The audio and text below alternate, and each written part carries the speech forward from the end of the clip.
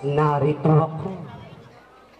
Ito ang aking pangalawang pagparit upang ihandog ko ang aking kalinga. Nalalapit na ang iyong oras. Ikaw ba'y tumatalaga ng mamatay upang iligtas lamang ang kasumpa-sumpang lahing tao? Oo, ang aking krus, ang magiging susi, at aking dugo, ang huhugas ng kasalanan ng sanlibutan. Papasanin mo ba sa iyong mga balikat ang kasumpa-sumpang pagpatay na ginawa ni Cain? Kung gayon, pakinggan mo ang madugong kasaysayan niyang lahing ibig mong iligtas sa pamamagitan ng malinis mong dugo. At saka mo sabihin sa akin kung talagang karapat dapat pagkukulan ng iyong pagpapakasakit.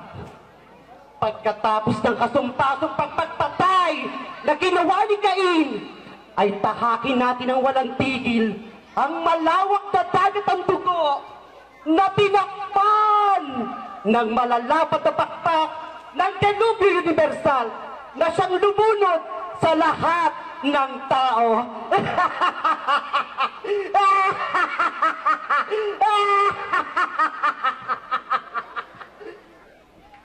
Ang parusa ng Diyos ay lubhang hindi pa nalalayo noon. Ang mga bakas ng puot ng may kapal ay makikita sa ibabaw ng lupa. Nangisilang si Nimrod.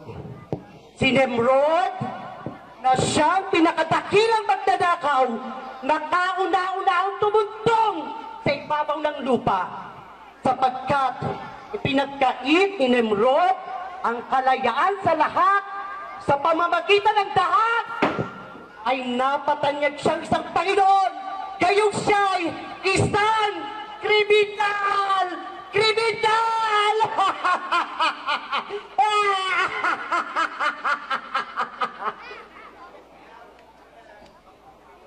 Kung susuriin natin ang bayang hinirang ng Diyos, ay matatagpuan natin ang mga kahalay-halay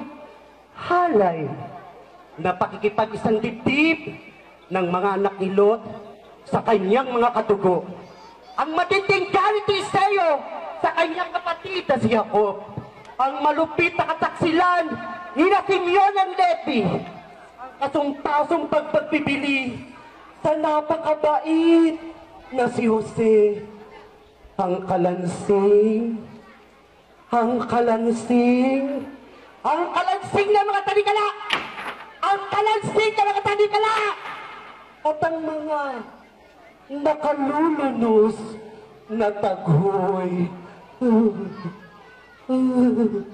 ay hindi na mapapawi kailanman!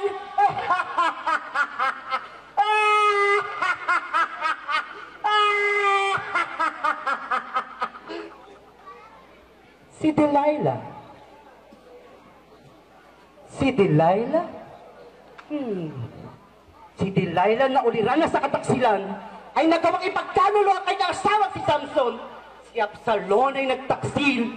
Si Adonis ay pumatay na kapatid. Ang kanyang amang si Solomon ay tumangis ng katakot-takot hanggang sa huling sandali ng kanyang buhay. Pinapugutan ni Adonibe ng paat kamay ang 50 mahal na tao. At sa kanya, ipinalagay sa ilalim ng kanyang hapagkainan dahil para sa kanya, Ang mga daig daw ng mga ito ang siyang makatutunaw sa kanyang mga kinain.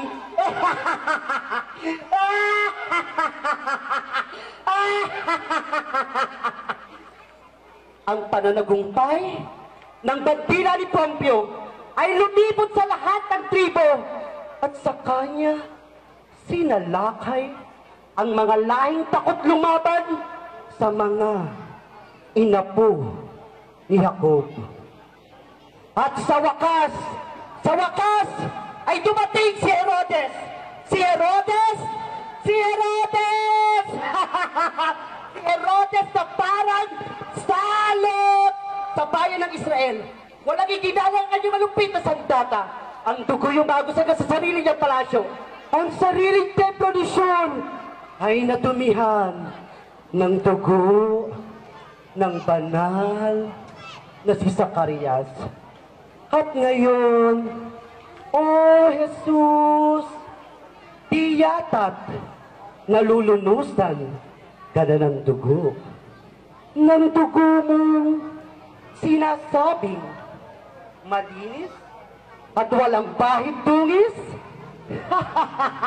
Malinis, walang bahid dungis. Malinis, walang bahid dungis. Malinis, walang bahid dungis. Malinis, walang bahid dungis. Hindi magtatagal ay mapupudok ang tuktok ng Golgota sa lahi pang yan na nakiapit. Pumatay ng mga magulang at kapatid, mga berdugot kriminal, ihahandog mo ang iyong buhay. Ang iyong buhay. Ang iyong buhay. Lumayas ka, Satanas. Huwag mong gambalain ang aking pananalangin.